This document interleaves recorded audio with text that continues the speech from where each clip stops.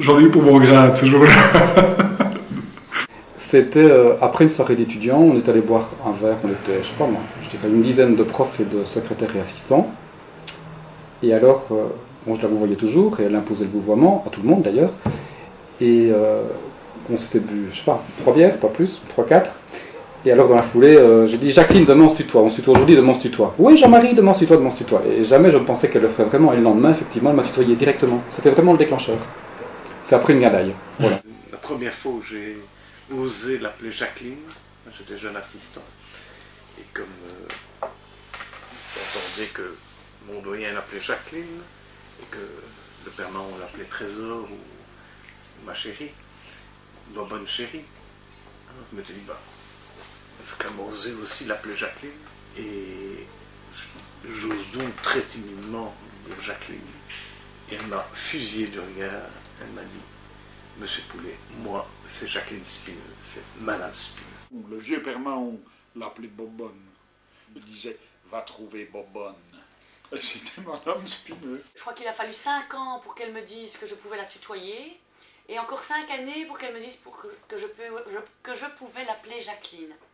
Et donc je me dis, avec des périodes de 5 ans comme ça, bientôt on va dormir ensemble.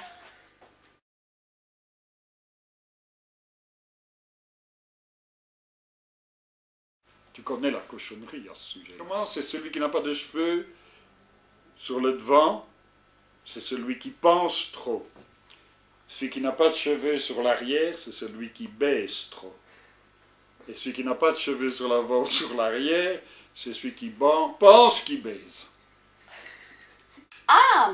Alors, c'est comique parce que j'ai un ami de la faculté dont je ne citerai pas le nom qui me dit toujours que le fait d'avoir moins de cheveux a une influence très positive sur la puissance sexuelle. Ça doit chauffer là quelque part, donc il n'y a rien à faire. Vous voyez, je ne dois pas être fort intellectuel parce que j'ai encore des cheveux. Mais je ne pense pas qu'il y ait un rapport entre la calvitie et l'activité intellectuelle. On pourrait croire que c'est le résultat d'une intense activité intellectuelle. En réalité, il y a de parfaits abrutis qui sont chauves. Hein. Je crois que, en tout cas, l'explication médicale, c'est que c'est un excès d'hormones masculines. Mais quand je vois certains collègues jésuites, j'ai des doutes aussi. Et donc, je n'ai pas de réponse.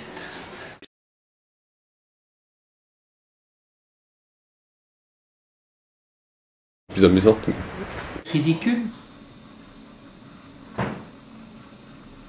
Perdu. Un peu vide. D'infinie tristesse. Hein. Ça m'apparaît comme vraiment un accident de l'histoire. Morte. Détruite. Vide. Le chaos. C'est la désolation, on se dit, bon Dieu, comment est-ce que, étant homme, on peut souhaiter démolir autant de choses et autant de créations d'autres hommes.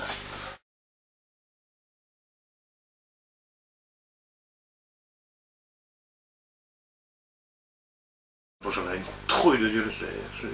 Je me souviens avoir vomi. Je vous avoue que j'avais très peur. C'était pas évident du tout. Je me souviens de cette première séance parce que je devais être drôlement crispé et c'était vraiment pas un exercice facile. Et c'était agréable. Hein. Enfin, c'était un peu stressant au début, mais c'est du théâtre. Et j'étais très angoissée de savoir comment ça allait se passer. Je crois que j'étais stressée au début, clairement. Eh bien,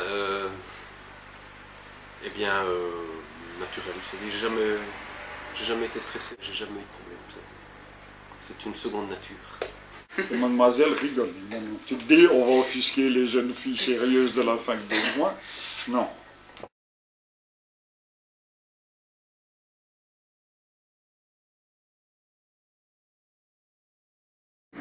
Pour moi, c'est l'incarnation de l'efficacité. C'est un monument, hein, Madame Spineux. C'est un monument. Hein. Parce qu'attention, ce que les étudiants ne savent pas, c'est que Madame Spineux, elle aime bien de... Ça, je vous assure, excusez-moi de me répéter, mais elle balançait les jubilaires avec une aisance rare. Hein. Mais avec une aisance rare. Elle le lundi aux fêtes de Wallonie, chez elle, c'est sacré. C'est comme le jour de Pâques pour un bon chrétien. Il n'y a pas d'anecdote avec Jacqueline. Tout est toujours très clair. Ah, Madame Spineux, c'est un peu quelqu'un qui fait peur, on a un petit peu peur d'aller frapper à sa porte, etc. C'est clair. J'ai été engagée ici donc au sortir de mes études, j'étais toujours terrorisée par Jacqueline Spineux. C'est une grande dame, hein, Spineux. C'est vraiment une grande dame. S'écoute un cadavre comme un cadavre. Vive la femme au foyer. Elle est vraiment trop bête.